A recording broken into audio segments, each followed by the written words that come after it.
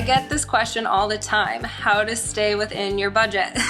So I think the first step to stay within your budget is to truly understand how much you've been spending so we can correctly see if it's possible to keep that spending rolling or if things need to be adjusted. So the first thing to do is look at what's been coming in for income, what you've been putting aside deliberately, and what you've been paying toward taxes.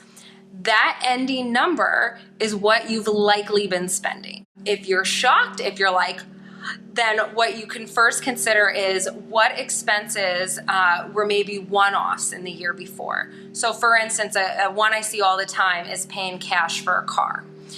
So you can take that out of the equation to not beef up those numbers. If that spending number seems right, excellent. If not, or you're preparing for a big move to something like Nichols Village or something else, we really need to dive deeper into where that spending is coming from. So take a look and figure out what could be adjusted if necessary, what's a non-negotiable expense, what are discretionary expenses, so things spent on fun things, what expenses that are possibly going to fall off due to your transition. So for instance, potentially a move means you're going to drop off a lot of home ownership expenses in terms of property tax, insurance, general maintenance. That'll all be rolled into a new cost for you through rent. And that's a new expense that you also have to consider. So any new expenses, anything rolling off, anything you can lean into your new situation in terms of services, amenities, conveniences that now can drop off your spending. Once you've gone through all that process, you'll really have a good understanding of your spending now and your spending going forward.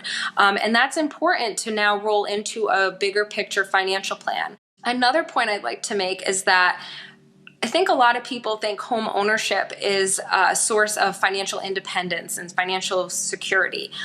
What I find, though, is a lot of people, especially retirees, are served very well by the rental model. And the reason for that is because it's predictable and you know what that cost is going to be. So it's actually very easy to figure out what your other spending can be and to create that budget. All you're now having to do is figure out what's coming in, what's your rent, and back into the rest of it. A lot of retirees are using pre-tax accounts, which you may know that each dollar you pull out is fully taxable.